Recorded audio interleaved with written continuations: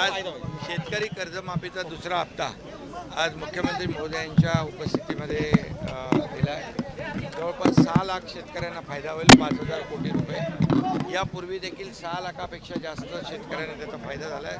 आतापर्यंत 10,000 कोटी रुपये शेतकऱ्यांच्या खात्यामध्ये जमा झालेले आहेत। हे सरकार शेतकऱ्यांचं आहे, शेतकऱ्यांच्या पाठीशी उभं राहणार आहे। त्यामुळे आम्ही जी कर्ज माफीची घोषणा जी केली ती आम्ही टप्प्याटप्प्याने पूर्ण करतोय। आम्ही दिलेला शब्द पाळणारं महायुती सरकार आहे आणि म्हणून आम्ही नेहमीच सांगतो की महाराष्ट्राच्या तिजोरीवर पहिला अधिकार बळीराजाचा आहे आणि म्हणून बळीराजाच्या मागं उभं राहण्याचं काम आमचं सरकार करतं। लाडकी बहिणीचा देखील कधीपर्यंत हप्ता येईल? कारण की आता लाडकी मुख्यमंत्री माझी लाडकी बहीण योजना जी आहे त्याचा देखील ठरल्याप्रमाणे त्यांच्या खात्यामध्ये पैसे जमा होत आहेत। ते देखील वेळेवर नियोजित वेळेवर तेही जमा होतील। मुख्यमंत्री माझी लाडकी बहीण योजना जी सुरू झाली आहे ती कुणी काही कितीही प्रयत्न केला तरीसुद्धा ती मुख्यमंत्री माझी लाडकी बहीण योजना कधी बंद होणार नाही याची देखील आपल्याला मी खात्री देतो। राहुल गांधी आहे ते जेंझीबरोबर संवाद करताना पाहायला मिळतात। कुठेतरी तरुणांना आकर्षण करण्याचा हा प्रयत्न आहे का राहुल गांधींकडून? तरुणाईच्या हाताला काम दिलं पाहिजे।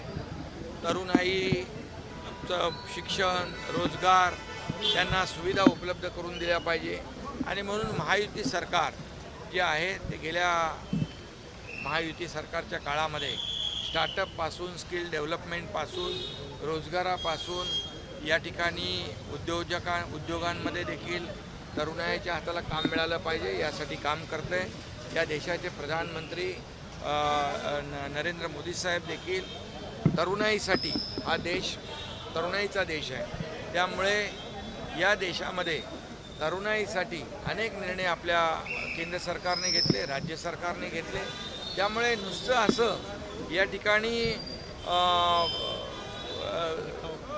काय खोटी आश्वासनं देऊन या ठिकाणी जनतेने ज्यांना नाकारलेलं आहे त्यांनी किती प्रयत्न केले तरीसुद्धा या देशाचे लोकप्रिय प्रधानमंत्री नरेंद्र मोदीजी यांनी या देशातल्या युवकांसाठी तरुणांसाठी जे जे काही केलेलं आहे ते म्हणून 140 कोटी जनता तरुणाई आपल्या देशाचे प्रधानमंत्री नरेंद्र मोदीजींच्या बरोबर आहेत आणि म्हणूनच एक जी काही लोकप्रियता त्यांना लाभलेली आहे देशात आणि जगभरामध्ये ही यांची विरोधकांची पोटदुखी आहे आणि म्हणूनच या तरुणांच्या खांद्यावर बंदूक ठेवून या ठिकाणी आपल्या राजकीय पोळी भाजण्याचं काम या ठिकाणी ते करतायत आणि म्हणून मी आपल्याला एवढंच सांगतो किती काही राजकारण केलं तरीसुद्धा तरुणाई देखील देशाचे प्रधानमंत्री नरेंद्र मोदीजी यांना ओळखते। या देशातली 140 कोटी जनता देखील मोदी साहेबांना ओळखते आणि रोटी कपडा मकान आणि रोजगार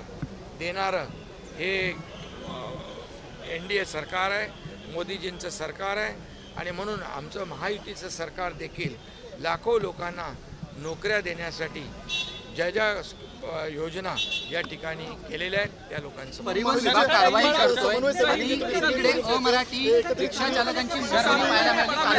आंदोलन केलं गेलं अमराठी रिक्षा चालकांचं। मनोज जरांगे पाटील यांच्या भेटीला त्यांचे प्रश्न समजून घ्यायला महायुतीचे मंत्री त्या ठिकाणी गेलेले आहेत। चर्चा सुरू आहे आणि त्या चर्चेतून मार्ग निघेल अशा प्रकारचा मातोश्री बार बॅनर लागले आणि ईद मुबारकचे बॅनर मातोश्री बार जळले। आपले गणपतीचे उत्सवाचे मोफत बसचे बॅनर लागले। हिंदुत्वाची लाईन अंड फेकण्याचा प्रयत्न झाला माझगावमध्ये। बाळासाहेबांचे विचार आनंदीगे साहेबांची शिकवण घेऊन आम्ही पुढे चाललोय आणि त्यामुळे आमचे गणेश भक्तांच्या स्वागताचे किंबहुना कोकणामध्ये गणेश भक्त लाखोंच्या संख्येने जातात त्यांच्यासाठी ST मोफत सोयीसुविधा देण्याचा जो काही उपक्रम आम्ही गेल्या अनेक वर्षापासून राबवतोय हा जो सण गणेश भक्तांचा आहे त्याचे बॅनर आम्ही लावलेले आहेत।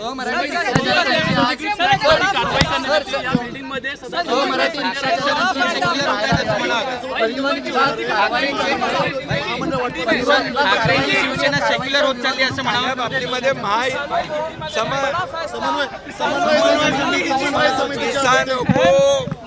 किसानों को आज दूसरा किस्त जो है आज उनके खाते में जमा हुआ है 5,000 करोड़ का। इसके पहले भी 6 लाख लोग किसानों को पहला हफ्ता गया 5,000 करोड़ का, अभी 6 लाख किसानों को 5,000 करोड़ का दूसरा किस्त गया है। 10,000 करोड़ के किस्त जो है इंस्टॉलमेंट किसानों के खाते में जमा हुए हैं। ये किसानों का सरकार है, ये किसानों की सरकार है। किसानों के पीछे खड़े रहने का काम हमारी सरकार कर रही है। ये महाराष्ट्र के तिजोरी पर किसानों का पहला अधिकार है, इसलिए किसानों के पीछे हमारी सरकार